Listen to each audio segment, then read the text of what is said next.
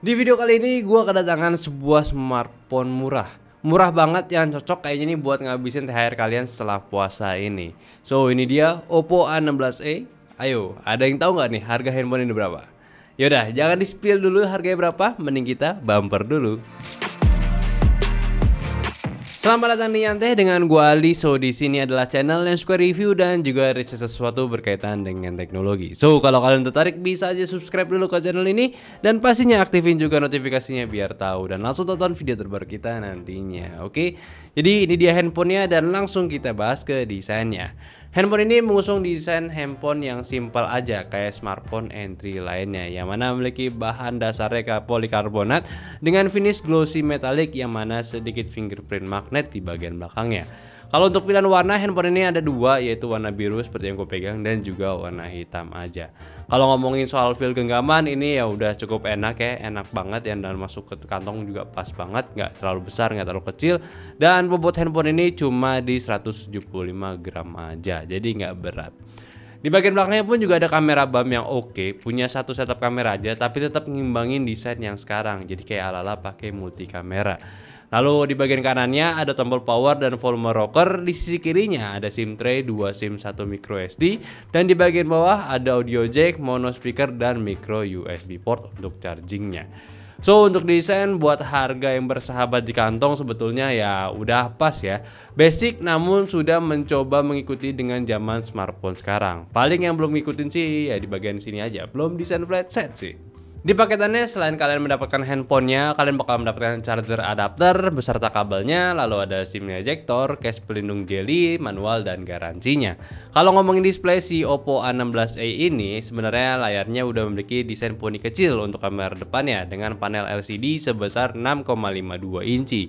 Memiliki resolusi SD Plus di 1600 x 720p dan akurasi warnanya sudah mencapai 71% NTSC atau setara hampir 99% sRGB. Refresh rate-nya di 60Hz, touch sampling rate-nya di 60Hz juga dan memiliki lapisan kaca Corning Glass 3. Nah kalau ngomongin soal performa, handphone ini menggunakan SoC MediaTek Helio P22, SoC entry levelnya MediaTek yang udah cukup buat si handphone ini. Memang nggak gede, tapi kalau diambil dua tes ya dari standar dan juga high performance-nya dari handphone ini menghasilkan perbedaan yang cukup noticeable. Kayak di Antutu 9 mendapatkan angka 103604 untuk standarnya dan high performance-nya bisa mencapai 115528 ya, mana ini peningkatannya hampir 10.000 bahkan lebih. Dan 3D Mark Slingshot pun juga dapat di 770 untuk standarnya dan untuk high performance-nya naik ke 847. Sedangkan untuk wildlife handphone ini SoC-nya belum support. Kalau Geekbench multinya juga ya sedikit banget naiknya dari 853 ke 896 dan Geekbench single pun juga sama sedikit peningkatan dari 150 poin ke 162 poin. Kalau PC Markwork 3 ya udah standar oke di 5297. Memang hasilnya ya standar kayak nggak bisa dipakai buat pamer juga skornya. Tapi kalau dipakai buat main game, yang pertama kalau kita main game PUBG settingannya itu udah di defaultnya di graphic smooth, frame rate-nya medium, grafik HD lock juga sama frame rate high-nya udah lock. Jadi rata kanan ya di segmen PUBG ya paling cuma di medium grafik sama medium frame rate aja. Main di settingan defaultnya dapat di FPS 20 sampai 25 FPS dan masih playable juga menurut gua, cuman gambarnya ya ketahan karena masih di HD aja. Kalau di game Mobile Legends settingan default ada di refresh rate high sama grafiknya high juga, ultranya ke lock, buat default FPS dapat di 24 sampai 38 FPS.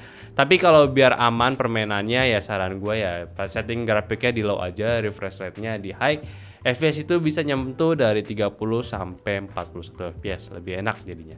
Jadi kalau buat gaming ringan sebenarnya handphone ini bisa banget ya, masih aman lah beberapa game. Cuman karena ya nanti kita bakal lebih bahas lebih dalam yaitu bagian storage-nya ini kurang besar. Jadi untuk 2 game aja ini bisa makan 8 GB sendiri. Jadi kalau saran gua buat main game online di handphone ini ya kalau bisa satu aja, sisanya keperluannya buat kerja atau lainnya aja. Oke. Lanjut. Si handphone ini punya konfigurasi RAM, storage-nya itu di 332 GB. Jadi 3 GB-nya aja yang udah berbasis LPDDR4X dan storage-nya masih eMMC 5.1. Kalau dipakai multitasking sih udah cukup aman ya, namun sayang storage kecil ini at least kayak kalian tuh butuh micro SD tambahan kalau suka nyimpen file gede. Tapi setidaknya dengan 32 GB ini masih cukup lah buat install beberapa aplikasi dan juga game. Oppo A16e juga udah memiliki ColorOS 11.1 berbasis Android 11. Aman juga untuk iklannya udah minim banget ya, udah bagus banget. Sayang kalau handphone ini belum ada fingerprint scanner untuk security-nya. Hanya lock pattern dan face unlock aja. Lalu kalau soal baterai, kapasitasnya udah di 4230 mAh yang mana ini cukup besar untuk handphonenya. Dan aman banget pemakaiannya, pemakaian kasual selama sehari itu juga aman banget baterainya. Dan untuk chargernya dapat adapter 10 watt aja. Yang waktu pencasannya dari kosong ke penuhnya itu membutuhkan waktu kisaran yang cukup lama, yaitu di 2,5 jam menurut pengetesan kita. Dan fitur-fitur tambahan sayangnya cukup minim ya, koneksi masih 4G, sudah mendukung WiFi gadget juga dan Bluetooth 5. Serta NFC-nya belum support di handphone ini. Dan untuk speaker mono ya sebenarnya udah cukup oke lah untuk suaranya.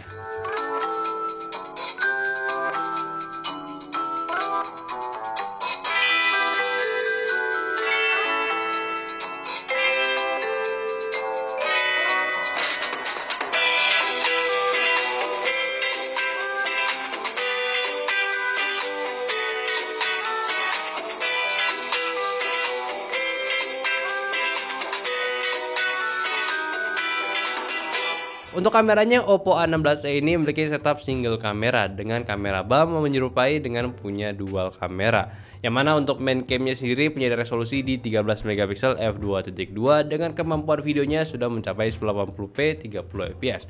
Sedangkan untuk kamera depannya memiliki setup kamera satu juga dengan resolusi 5 megapiksel di f2.4. Dan untuk videonya juga sama-sama udah di Full HD 30 fps. Kalau untuk hasil kameranya di kondisi standar sudah bagus ya, bisa mendapatkan gambar yang sesuai dengan objek aslinya. Namun untuk mendapatkan detail, sayangnya gue berpendapat kalau handphone ini belum memiliki kemampuan itu. Dan fitur-fiturnya juga nggak banyak, memang hanya untuk kamera point and shot aja. Namun ada fitur night mode yang sebenarnya punya kemampuan bagus, tapi tetap ada beberapa limitasi, seperti gambar sedikit crop daripada gambar standarnya dan memerlukan waktu processing gambar yang sedikit lama dari handphone kelas atasnya.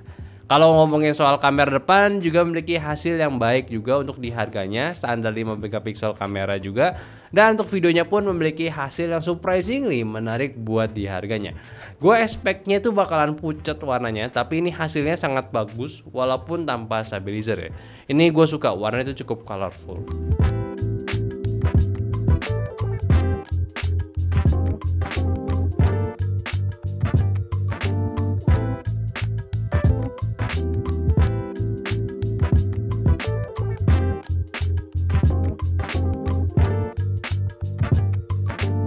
Ini pengetesan di 1080p 30 fps ya. Ini tuh masih gak stabil, maksudnya nggak ada stabilizer ya. Ya sejutaan lah.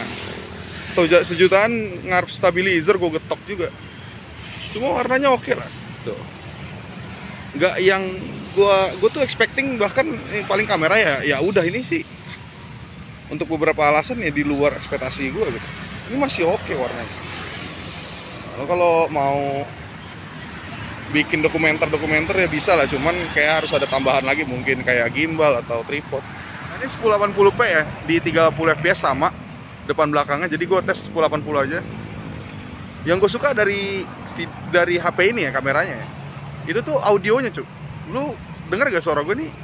Oke loh, lu sejutaan lu dapat fitur ya hampir sama kayak 2 jutaan untuk kameranya ya, untuk segmen kameranya ya. Ini sih gila sih. Kalau lo mau bikin vlog-vlog ringan ya kan, mau ngepap ke ayang bisa. Kualitasnya nggak jelek ya.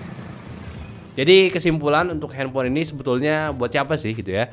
Karena mungkin kalau lihat dari speknya buat orang kebanyakan kayaknya udah mulai agak sulit gitu ya, dari storage kecil gitu ya. Cuma 32 GB aja, ya penting ya perlu tambah SSD kayak itu juga kurang pakai. Tapi bukan berarti ini gak ada target marketnya. Menurut gua handphone ini yang oke gitu ya buat lu beli ketika lu ingin kasih ke seseorang gitu.